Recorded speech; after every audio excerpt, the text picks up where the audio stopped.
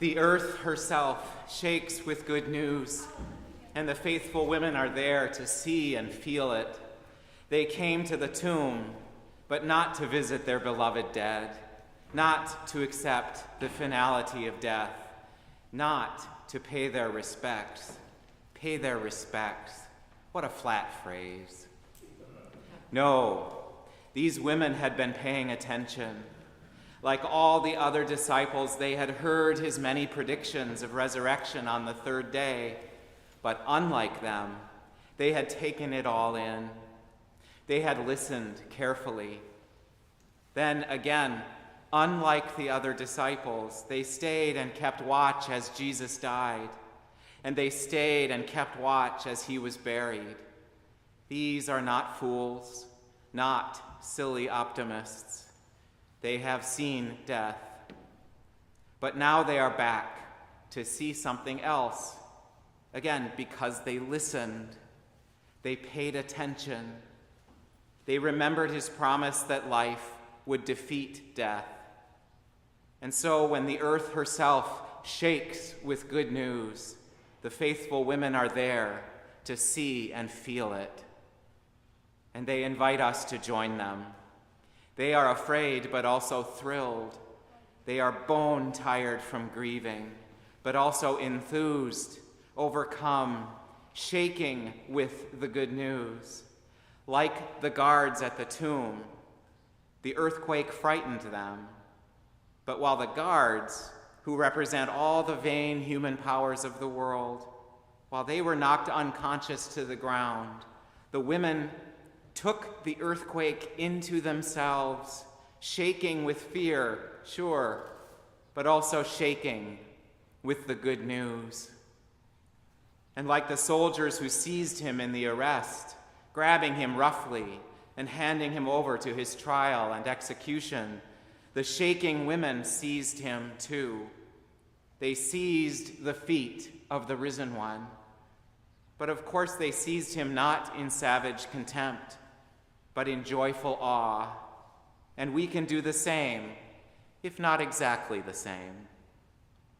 The human body of Jesus of Nazareth is not here, but the risen Christ is palpably here, powerfully here, appearing before us in broken bread and brimming cup, appearing beside us in the bodies of our friends, appearing over and around us in the gathered communion of saints, appearing outside these doors in the bodies of our neighbors.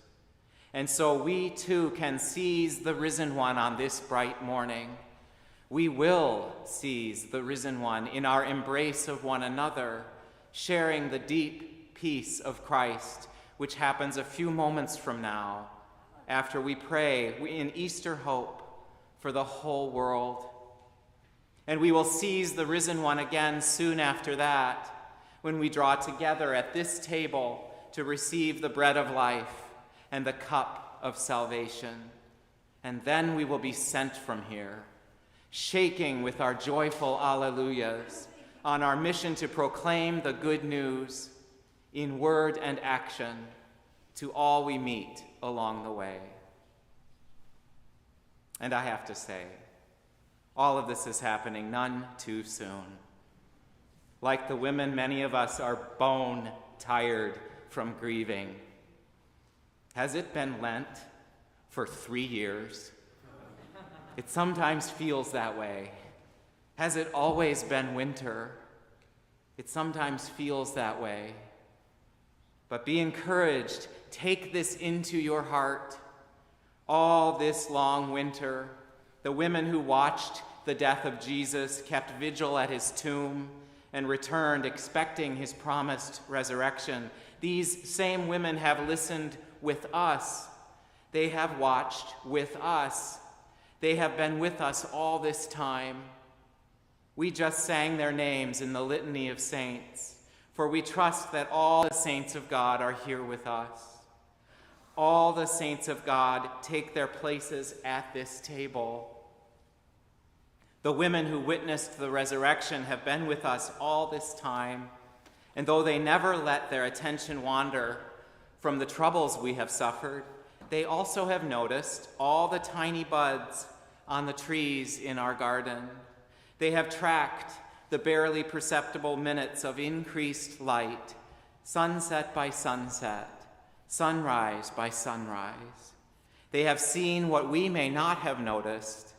So preoccupied have we been by loss and transition, by disease and anxiety, by the commotion and trauma of all that's happening in this world. The shaking women have seen that the faithful here have continued to do church fiercely, sustaining our neighborhood ministry, our pastoral care ministry, our hospitality to our newest members, our learning at the feet of our greatest sages, the children, and so much more. The shaking women have seen that authentic hope is rising as the pandemic's deathly grip is ever so slowly loosening.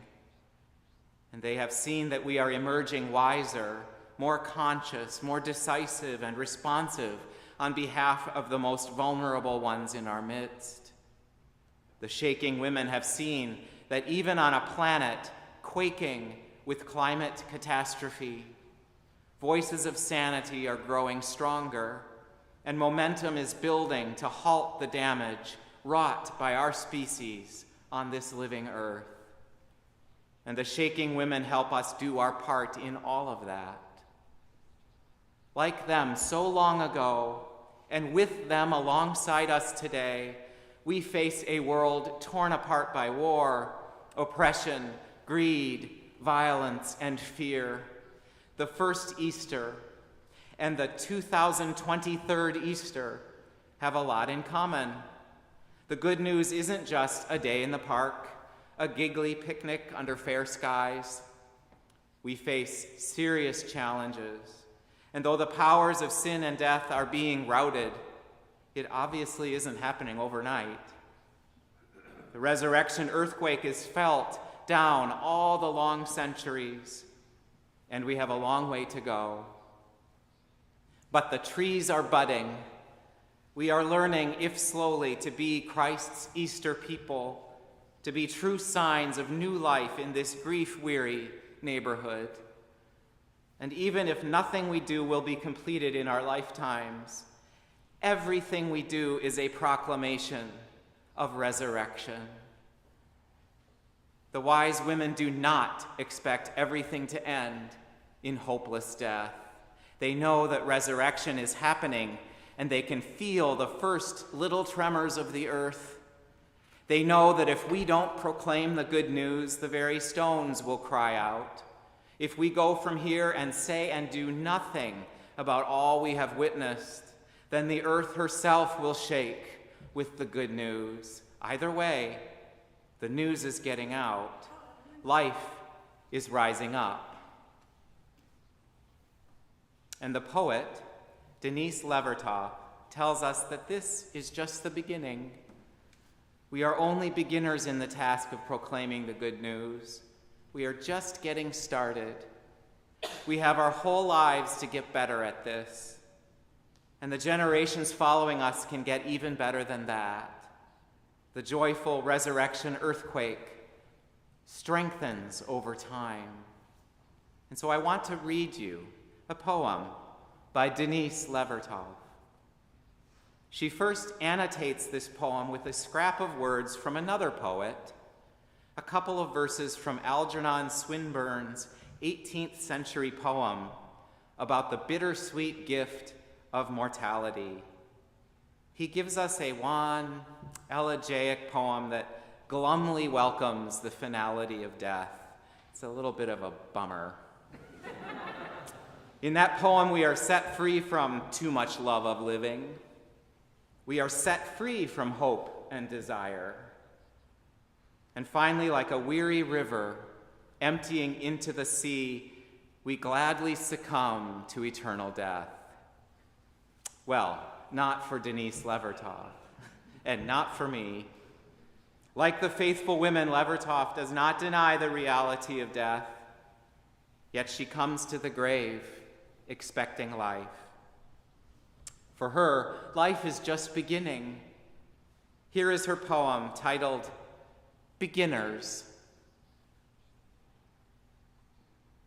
But we have only begun to love the earth. We have only begun to imagine the fullness of life. How could we tire of hope? So much is in bud. How can desire fail? We have only begun to imagine justice and mercy, only begun to envision how it might be to live as siblings with beast and flower, not as oppressors. Surely our river cannot already be hastening into the sea of non-being. Surely it cannot drag in the silt all that is innocent. Not yet. Not yet. There is too much broken that must be mended.